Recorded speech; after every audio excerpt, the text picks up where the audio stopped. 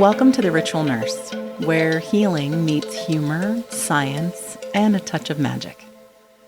I am so excited, you guys, because I have a guest with me today who is a fellow nurse, and I'm going to let Jamie introduce herself and tell you a little bit about her, but I could not be more excited to have her as a guest on the podcast. Hi. Thank you so much for having me. I was so excited when you hit me up and was like, I'm doing this podcast. And I was like, yes, 100% yes, I want to do this. So thank you. It's just as much of an opportunity for me and an exciting thing for me as well. So. Love it. So give me a little bit, if you will, just kind of your background or your, our nursing pedigree, as we say. Give me a little bit about your background. Okay. So I spent the first 2.5 years of my nursing career on a med-surg unit. And then from there, I've been in ICU for, 3 years, roughly. And then back when I was on the med-surg unit, I did have the opportunity to do some charge shifts. Nice. Yeah. And I learned a lot from different perspectives about being there. Yes. And I realized that being a leader is hard. Yes, girl, yes. I also came in just for like timing's sake. I had 3 months of being precepted, and then I was on my own for 3 months, and then COVID hit. Okay, that's really significant. You and I were having a conversation earlier that really involved that. Talk to me about those early challenges. Like what did that mean for you? So the way I like to think about it is I was, quote unquote, born into nursing in a time of instability. Absolutely. So I was able to, in those first 6 months, see and witness what stability looked like, but it really hasn't been the majority of my career. And so I think that you develop differently as a nurse coming in right around COVID like that. I think you don't ever learn the stable way of functioning. Absolutely. Kind of like how you were explaining, like, there was a ground at one point. Yeah, there used to be a ground. There was structure to this, scaffolding to this, and all of it evaporated during the pandemic. And I think nurses prior to the pandemic and nurses born into nursing during the pandemic, we have different experiences of it, but the end result was this mess of chaos, this mess of instability that was kind of dumped on our laps. Okay, here, now deal with it. Right. And now I'm observing the system, quote unquote, try to bring stability back. Right. And I recognize it for what it is, but it's weird. It's like, what is that? Right. And I think we think the same thing because it looks nothing like the structure and the scaffolding that was present before the pandemic.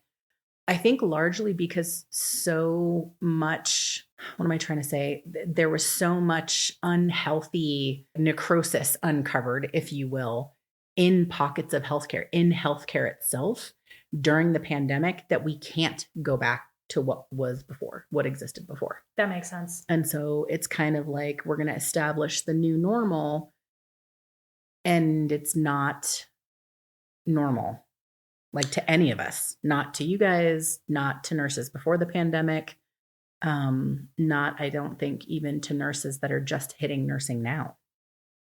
Yeah, it's an interesting time, so to speak, to be in nursing.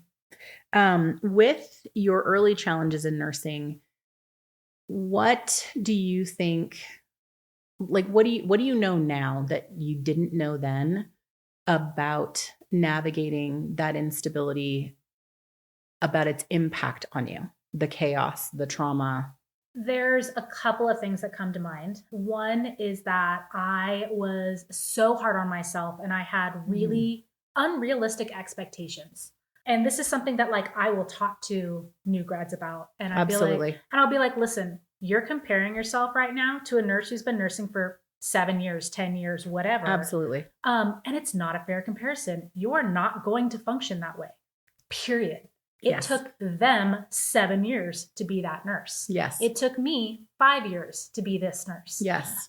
don't expect everything to go great, especially in the first year. The first year is one of the hardest, especially if you start off as a new grad in ICU.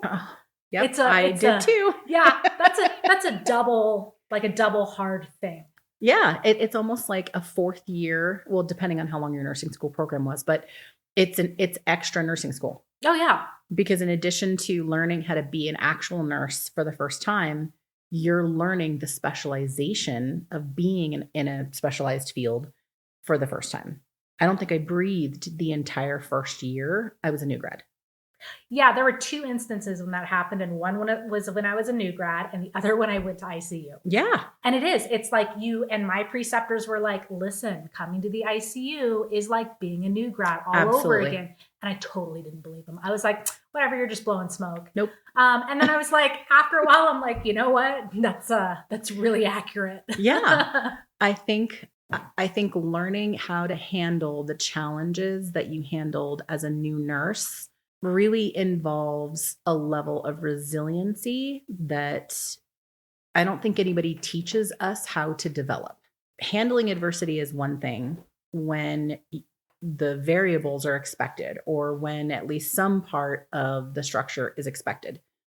Handling adversity when you don't know what you don't know, like you have no idea what form or shape the adversity is going to take, aka our exposure to secondary trauma, the stress and trauma of taking all of these, these responsibilities on. We don't know what form that's going to take because we've never experienced it before. Are there things that, looking from the point of experience that you have now, that you would say, like navigating that difficult kind of terrain, what would you tell yourself now in regards to, okay, this is how you withstand this kind of adversity, whether it be challenges, trauma, codes, exposure to trauma, the stress and anxiety of having responsibility for human life while you're still learning how to maintain, to stop the unaliving. Is there something you would tell yourself now or you would tell yourself then as the nurse you are now? I would say, one, don't take things quite so personally. Oh, good one. Oh my gosh. So people are going to die and it's not going to be your fault. Oh my gosh. That just slapped new nurse me from around the corner. Okay. Yes. And I even see older, more veteran seasoned nurses struggle with this. Absolutely. Where it's like, oh my God, what did I do wrong? Nothing. Absolutely. You did absolutely nothing wrong. Absolutely. And that's where too, maintaining those relationships within the nursing field, because sometimes it takes that person on the outside coming in and going, I saw what you did and you did everything right. Yes. Yeah. Do you feel like as nurses, I kind of feel like, people will say to us like, oh, you're doing such a good job. Like during the pandemic, we heard this the whole time that, you guys are heroes. You're doing such a good job. And it really, this is going to sound weird, but it really didn't mean anything. No, I hear exactly what you're saying. You know what I'm saying? As a matter of fact, the moment those words, I went through this period of time where the moment those words came out of somebody's mouth, it was this automatic like disconnect. Like, yep. You don't see me, you only see the nurse. Yep. Like, you have no idea what I'm actually going through. Yes. And though those comments and those statements were all made with good intent, it just made me feel that much farther away from humanity. Yes. And the aspect that you just discussed right there, we kind of touched on this earlier when we were talking. Nurses, we're human, but there's this weird, I don't know if it's both societally driven and I think personally driven to meet those expectations and standards. And it's not just nurses. I feel like I see a lot of physicians with it. I see a lot of our healthcare colleagues with it. There's this weird disconnect between our avatar as a nurse and the expectations placed on it and our existence as a human. Yep. Like there's this weird separation where the emotions, the struggles, the actual humanity of our existence and our experience in the context of things around us is somehow completely like unplugged from our avatar, our functioning avatar as a nurse. Absolutely.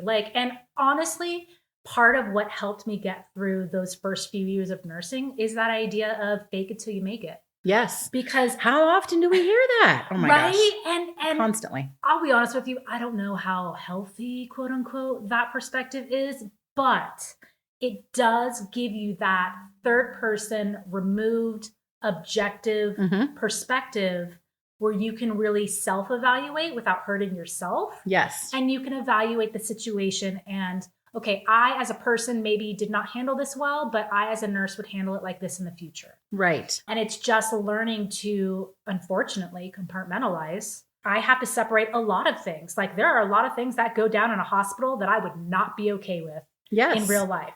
Like the way that some people talk to me, I'm like, I would have walked away 5 minutes ago. Exactly. Because you would not be allowed in my life because that is a personal boundary that I have. Exactly. But as a nurse, you're expected to, like, I don't know, not have boundaries, I guess, unless it comes to treatment, and then you have to have the boundary to get the patient to take the treatment. Correct. And it just gets like kind of convoluted. Absolutely. Personal boundaries for your own self, the human self, are what's not allowed. But the nurse avatar and our like executive functioning, then you can have boundaries. Yeah. Because it is for the betterment of someone else. Yeah. And I think that now, do you think as a new nurse, that compartmentalizing that we do oftentimes is a trauma protection, just a shield that we quickly learn how to do to stuff things in boxes and keep moving? Do you think as a new nurse, were you able to do what you can now and look in those boxes and objectively evaluate the contents? I had to go through a period of not having that coping mechanism. Yep. Developing that coping mechanism, and then go back and kind of reevaluate that coping mechanism. Okay. And so by the time I hit the point of reevaluating that coping mechanism, I did realize that there were certain things that I had naturally ingrained into my practice. Okay. So for example, I would look around at the other veteran nurses and I would pick qualities from people. And even sometimes they were just newer nurses too, but they figured something out that I hadn't. Excellent. And I would incorporate that into the quote unquote nursing avatar.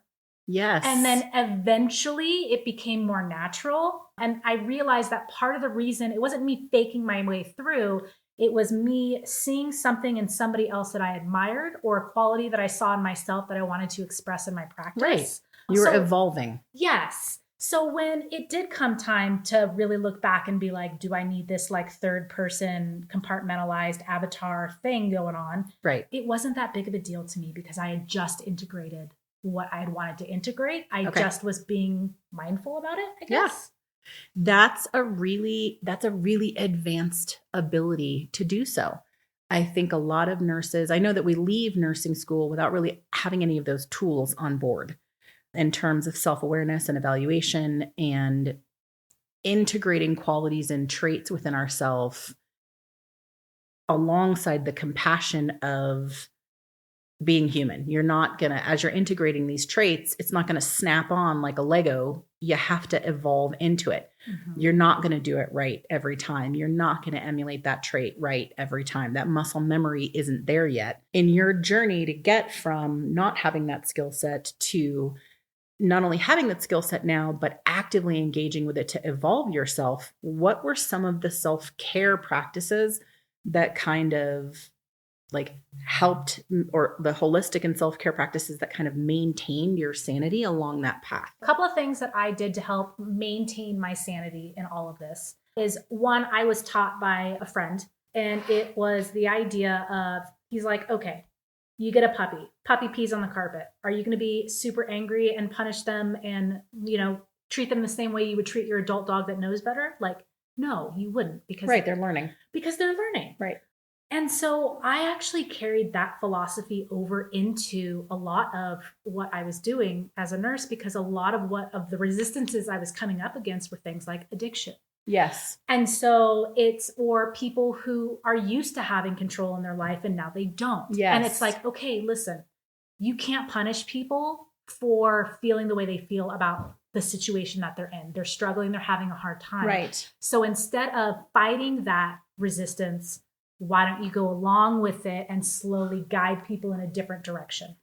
Okay, that makes total sense. And those implicit biases are things that we as nurses learn to kind of, do the shadow work, if you will, when we're actively engaged in mindfulness, when we're setting aside intentional space to craft, these rituals for ourselves, if you will, because we're doing it with intention. We're doing it with the expectation of a result or a growth, or even not just a result or growth, but an understanding, like a light bulb coming on. Right. And to just kind of loop it back around to the question, I know that was the long way around, but I would go through that process of basically taking the emotion out of a situation, or seeing it from a third person party, or seeing it from a different perspective. Excellent. When I was in a place to be able to digest that, and then I could be like, okay, this is where I went wrong. This is where I went right. This is how I would handle it next time. And it was all very non-judgmental because I pulled the emotion out of it when I was in a headspace to be able to reflect on it. Excellent. I couldn't have said it better myself, in terms of the intention that we set when we create this space for ourselves is to be able to be in the mindset of objectively looking at the contents of those boxes and, okay, I'm going to evaluate this without judgment. That's not going to get in the way of my productive engagement with what's there. I can take what suits me, I can leave what doesn't, and continue that evolving process. And right now we're getting close to the 15-minute mark. So if you have to head back to shift, we both wish you an absolutely phenomenal shift with the coolest residents and the best orders ever. If you don't have to head back to the floor, then take this minute to refresh your coffee or your tea. The musical interlude is just kind of a key for you to press pause and know exactly where you are when you come back to the podcast.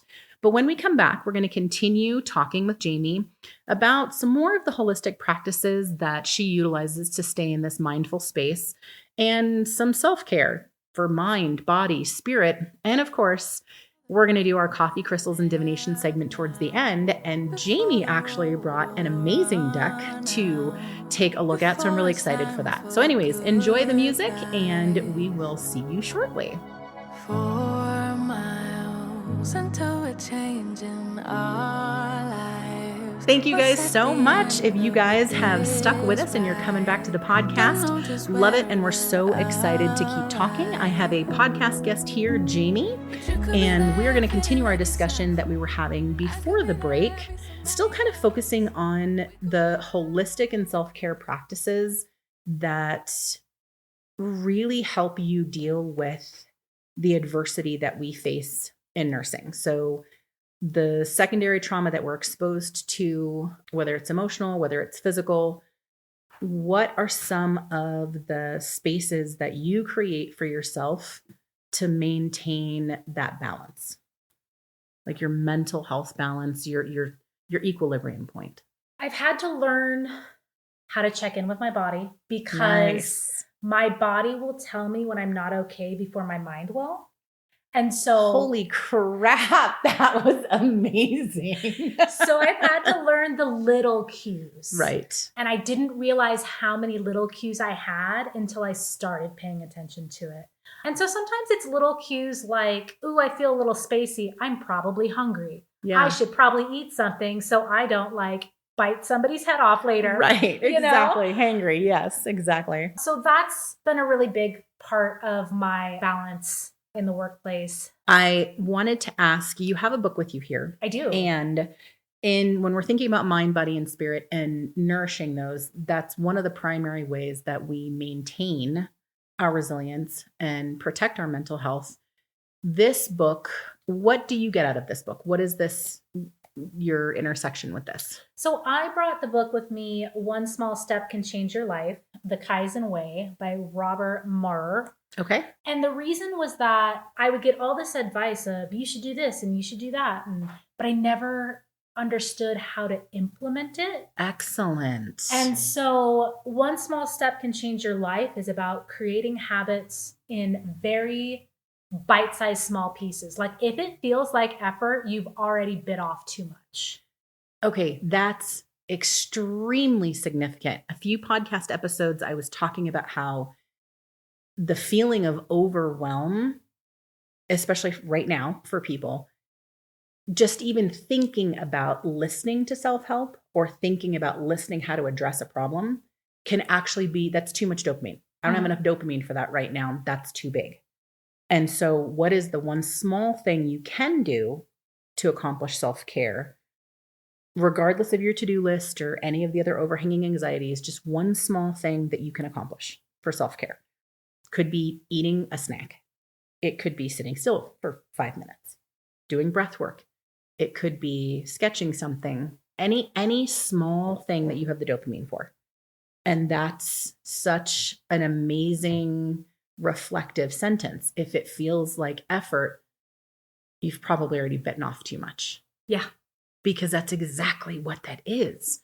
So what about this book showed you how to do, what are like the small steps? Like, does it show you, does it talk to you about how to engage with it or how to break it down? Or I think one of the biggest lessons I walked away with this book, and I'll give an example in the book. I know that I personally, especially as a night shift nurse, struggle with overeating and eating a bunch of carbs and sugar. And the book isn't like, well, don't just stop. Like, don't do that to yourself. Right. The book is like, literally, if your morning routine is I get my coffee, I get my chocolate croissant, well, take one less bite of your chocolate croissant.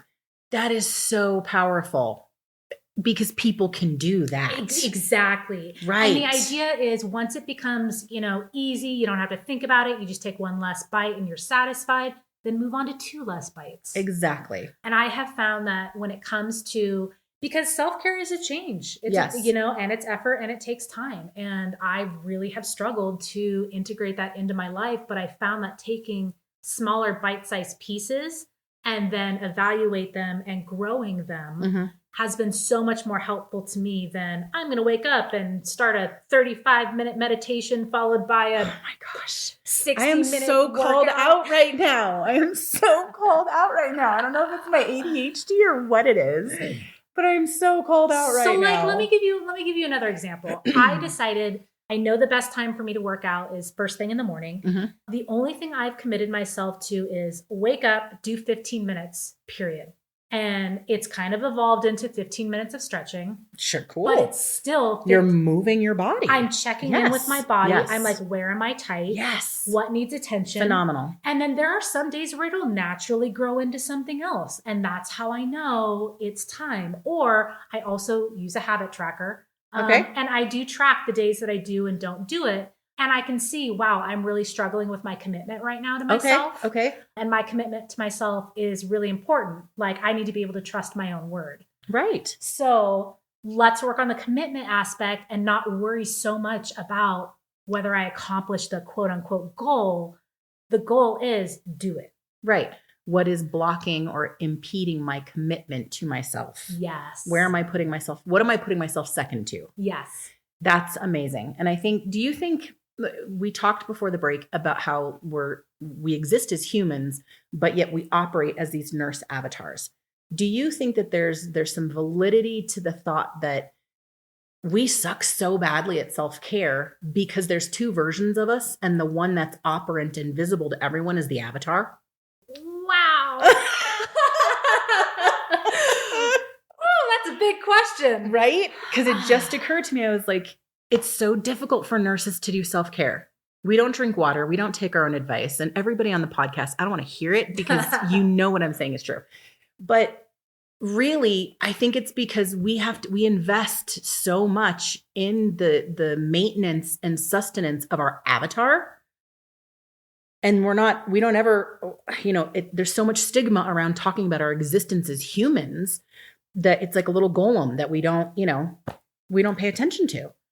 Yeah. But the self-care, it's the human we have to do the self-care of, not the avatar. Right. No, that's such a trip. I had never thought of it that way before. Interesting. Yeah. I think as a nurse, you innately have to learn to emotionally distance yourself. And I think that also plays a part. Absolutely. Well. We have to disconnect and kind of disassociate from our humanity, not in a compassionate sense, not in like how we approach others and treat them with humanity, but I mean our own feelings, our personal psyche, like me as Reva, you as Jamie, our actual personal psyche.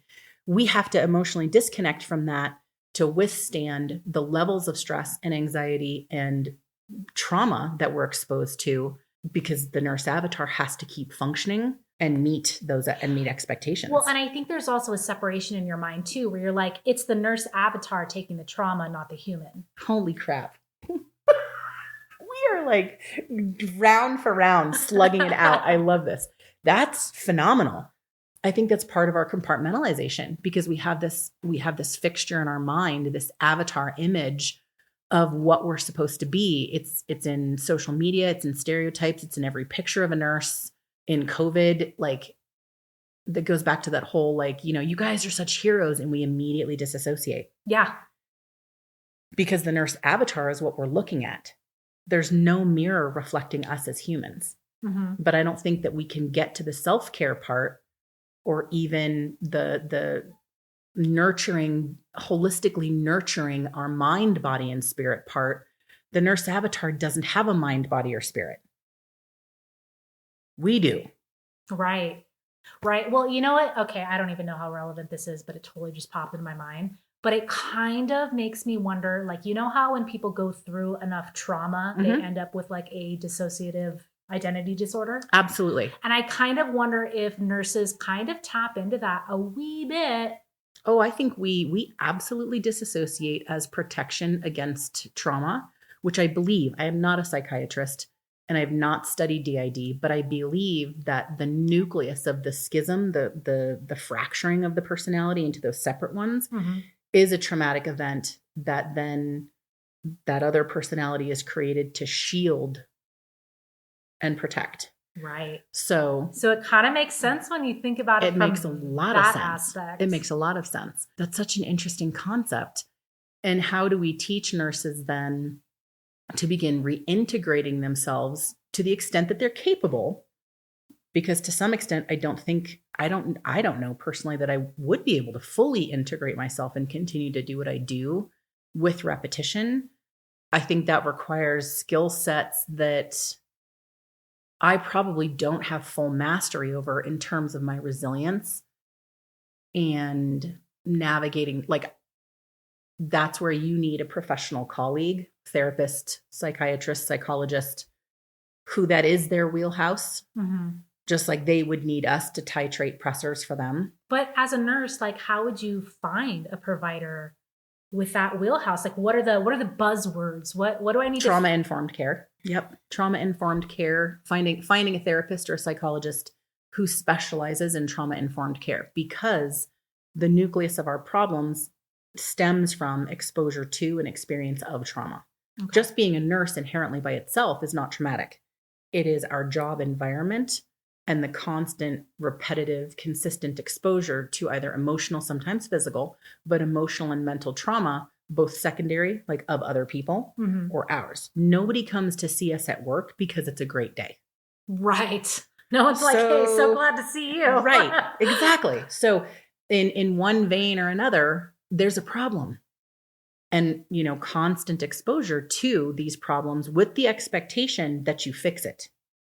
Yeah. You have the responsibility for fixing it, whether that is the mega problem of stop the unaliving, or it is, emotional distress and grief and the grieving process, or anger, loss of identity, loss of control. Patients are in a situation where they have no autonomy or control over what they're doing in the hospital or themselves because of the disease process.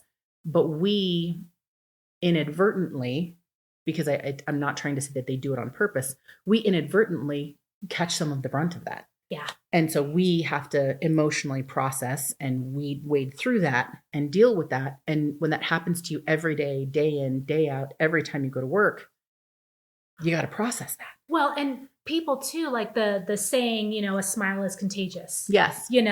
Well, it's not just a smile that's contagious. And the energy across the board, the spectrum is contagious. Yeah.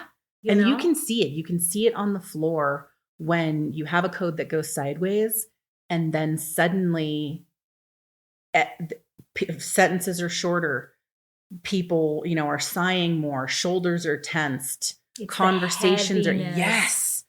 I mean, it settles in just like mud, you know, and you can feel it. And it's this unspoken, it's this unspoken thing that everybody can feel, and you wade through it and dig through the muck and keep going.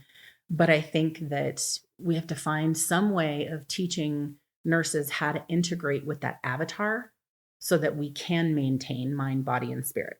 And I think that's a super cool lead in to us being able to do divination and our coffee crystals and divination, because I'm really interested to see what the deck thinks about the nurse avatar. Okay. You know what I'm saying? I'm like fascinated by this idea. Right. This is a first. I've never ever heard of it referred to as a nursing avatar. So whatever we just came up with right now, I'm digging. For this week, I don't have a particular drink. Last week when I was talking about it, I'm like, oh, you know, next week I'll resume having a polished presentation and some kind of cool drink. I still don't. I'm still in I'm living every day, moment to moment. And I think when it comes to creating intentional space, I want to encourage people to focus on making the intentional space, something about it intriguing or beautiful or interesting or kinesthetically satisfying. So picking a drink that is warm or cold or soothing, or the scent of it. Something about it engages one of the five senses and allows you to more fully plug into that 5-minute break. So whether it's your favorite coffee, whether you are an absolute citrus fan, doesn't matter what it is, pick something that really draws you in and incorporate that into your drink of the week and use that to really plug into your 5 minutes of just calm, just 5 minutes of self-focus. Because I think right now people are so overwhelmed with sensory input that trying to craft some kind of unique concoction, no, go simple. Just go super simple. Something that you absolutely love. You love strawberries? Make a strawberry flavored milkshake. You love citrus? Drink a citrus tea and add lemon to it and inhale the scent of the citrus. So I think that will work. Both of us drank coffee and water. Hey, I brought my water. Right? Yes, you did. So did I. So as nurses, surprise, surprise, we actually were hydrating. I think I'm going to draw the crystal prescription for this week and see what the crystal prescription has to say along the same vein in terms of the nurse avatar and incorporating it. I do think that I have had 1 or 2 suggestions from people about doing just a crystals and divination episode. And I've been toying with the idea, you know, a lot of times we incorporate the science and everything else into it, but I think it'll be interesting to see what the crystal prescription has to say about the nurse avatar idea. Howlite, patience. Okay, this deck, I am still using the Crystal Portal Oracle from Moonstruck Crystals. If you haven't seen this, you're going to want to look it up. It's on socials. I posted a picture of it and I tagged the creator. It's an absolutely stunning deck and it's super fun because there's a lot of attitude to it. So the stone is Howlite and it represents patience, which is rest, mindfulness, and emotional freedom. So this card is your gentle reminder to take a deep breath, relax, and recharge. You may be feeling stressed and or have been pushing yourself to the limit lately. So slow down and find your sense of patience. Just like the sands in an hourglass they take time to cascade down, remember that great things take time to unfold. Take a step back for a moment, trust in the process, and know that good things come to those who hustle hard and rest hard. Balance. I think that's amazing. And I think that good things take time to evolve is particularly poignant when we're talking about the nurse avatar and that process of integration.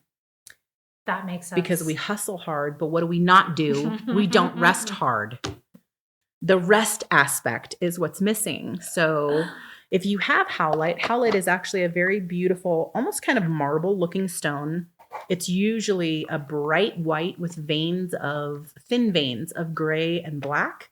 It is a soft stone. So if you're going to carry it around with you or wear it, just make sure that it's in a pocket or on like a bracelet that's not going to get roughed up too much. But for this week, carry your howlite around with you. And every time you see it, think about that balance. If you hustle hard, and we know we all do, then you have to rest just as hard. So what tarot deck do you have with you? Oh gosh. So I brought the Yuletide tarot deck with me. Okay. And it looks super cute. It was It does. It was a gift. This is gorgeous. Okay. Yeah. It is very direct and right to the point. Okay. I would not have expected that. Okay. No, you wouldn't. You're like, oh, it's a cute little Christmas deck. No, yeah. No, it's not. This book is absolutely gorgeous. I love the illustrations. I like it because it pulls on different Yuletide traditions throughout cultures, throughout the world. Oh, I love it. So it's not just one or the other. Love it.